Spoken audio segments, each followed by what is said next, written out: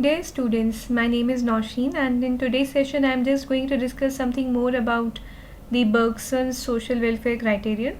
Bergson had used the concept of social indifference curves, and we are going to analyze this concept a little bit more with the help of diagrams. So in order to draw the social indifference curve, you need to first draw a two-dimensional graph, and you may take the utility of two individuals A and B on both the axes. So supposing the utility of A individual is taken on x-axis and utility of B individual is taken on y-axis, and then a curve is drawn, as you can see, named W. This is showing the social welfare. Similarly, more social indifference curves are drawn, namely W2, W3, W4, and all these four indifference curves are showing the impact of some policy change on the society, overall society. How do we analyze this? So each social indifference curve is a locus of combinations of utilities of A and B, which yield the same level of social welfare. And the further to the right a social indifference curve is, the higher is the level of social welfare.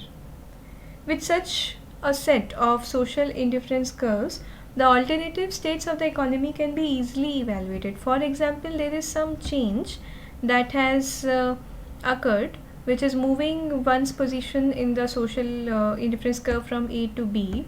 It basically implies that there is no improvement in social welfare, but this policy change is just increasing or improving the situation of individual A and reducing the existing state of individual B. However, if there is a policy change from B to C, then one is moving to higher indifference curves, and it implies that the social welfare, the overall welfare of the society is improving. Similarly, a movement from C to D also implies that the overall welfare of the society is improving. So only when we move from one indifference curve to the other on a higher side, the overall social welfare increases. Otherwise, if one wants to just compare the individual utilities and the changes therein because of a policy move, one may compare movements across one social indifference curve. The problem and the criticism that this approach has faced is that it is not easy to actually construct it as we are looking here.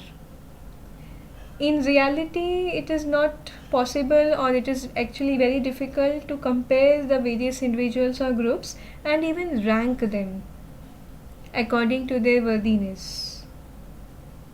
So that's why social welfare function cannot in general be used to derive social indifference curves in output space unless one has up-to-date information about the income distributions among the various individuals in the economy, which is also a difficult task.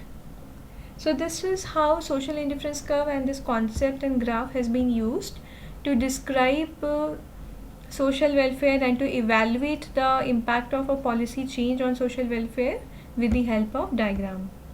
So friends, we come towards the end of the session, and we will be meeting again in our class for more discussion. Till then, all of you take care and have a great time ahead.